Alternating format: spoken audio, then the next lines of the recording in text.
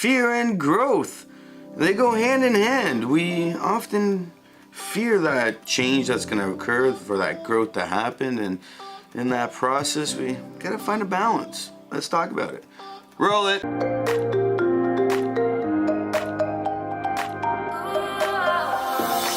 Welcome back to another video. My name is Nikos Rentas. This is mentorsapproach.com. Hit that like button at the end of the video if you like what you see, and of course subscribe to get your daily motivational idea to get you moving in the right direction. Email came in where somebody is experiencing a job well done in starting their business. They're enjoying everything, they're moving in the right direction, and they want to take it to the next level. But to take it to the next level, well, we gotta invest that coin, and in that investment, fear comes, because we look at fear and what will happen. It's that risk of what if it doesn't work out, and we plant that in our brains. Even though this person's been having success, they're worried it might not take off, and then they're worried how are they gonna perform with how they're planning on growing, and this is the challenge. Jumping into this email. Hi Nikos, I started my business and things are going well. I'm ready to take it to the next level. Congratulations. This is like, you need to just be super happy in writing that, and on top of that, being able to write that, because most people aren't there yet. I am worried on how the growth will be. I saw your video the other day and I decided to email you. I'm about to invest some big cash in ads and I'm worried it might be a waste. Are there ways to combat the fear? And look, what does that even mean? You're gonna invest big cash. What's big cash to you? That's the real question. What is big cash? We gotta identify that first. Once you identify this, well, now you can put that down and you can say, all right, this is a lot of money and I'm willing to risk it all. And this is the fear side. And I'm gonna risk it to see that growth.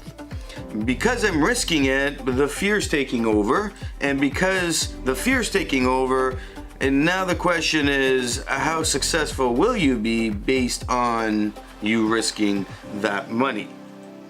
Now, is that the good way to look at things? Let's look at it from a different perspective. What if we just said, you know what? I have this money, I'm gonna invest into my business to grow it. Clearly I've seen success and things are moving along quite fine. Great.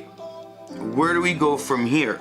Let's plan this out such that I will continue to see that growth no matter what, and I will have escalated growth on an exponential scale by investing the big cash. Very simple. Doing is another process, because once you start investing that money, fear will come back no matter what you're doing until you start seeing some growth there. The goal is to look at how much money you're going to be spending and put it across a scale. So if you're going to do something like Facebook ads, you're going to say to yourself, all right, say I'm going to spend $5,000 and I have $5,000 from now until December, and September now, right? So we're mid-September. So say October you're gonna start. Now you have October, November, December. 3 months that you're gonna invest $5,000 right there. And we're gonna look at it from a perspective of, I will work to spread that money right across the 3 months. And what I'm gonna do is, I'm gonna start my ads, I'm gonna do test ads for about a month, and through to November I will do test ads, and I'm gonna take maybe 20% of that money, I'm gonna throw into test ads, and I'm gonna do ads for a week each, and I'm gonna spread that right across the month. And what we're gonna do with that, we're gonna see what's coming back, what's actually working, what's not working.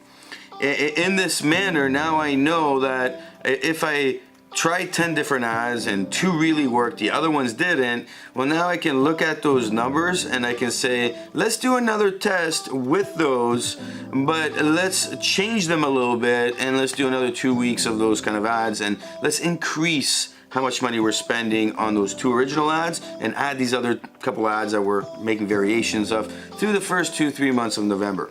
what will happen is you'll see what comes back, and now you have 5 weeks where you're gonna say, hey, I got these 2 ads that are really performing, the variations, you know, they did okay, but they didn't. The 2 ads that I started with, those are great. I am seeing these numbers. I also increased that budget on them, so I saw that they continued to work at a steady pace, and they were returning at a place where I'm comfortable with, is what you want to say. And now I'm gonna look at the next 5 weeks, and I'm gonna place the rest of the money if I'm comfortable, or I'm gonna place X amount, maybe the rest of the, say you did another 20% of the next few tests, and then you're gonna do another 40%, so you're gonna have a reserve at the end. So you did 80%, now you're gonna have 20% reserve, and you're gonna say right up until those last 2 weeks of December, because I don't know how Christmas season is gonna react to my ads. I'm just gonna dump that rest of the pot in there, and off it goes. So the reality of it is that you will see an increase in growth, and that growth will come back into your pocket. You'll feel it because now you're working on these 2 ads. It's more secure, you're feeling more comfortable, and by those last 2 weeks of December, you'll know, hey, do I dump in the rest of the money, or did it do so well? Am I seeing the same pattern that, hey, I want to put more money in?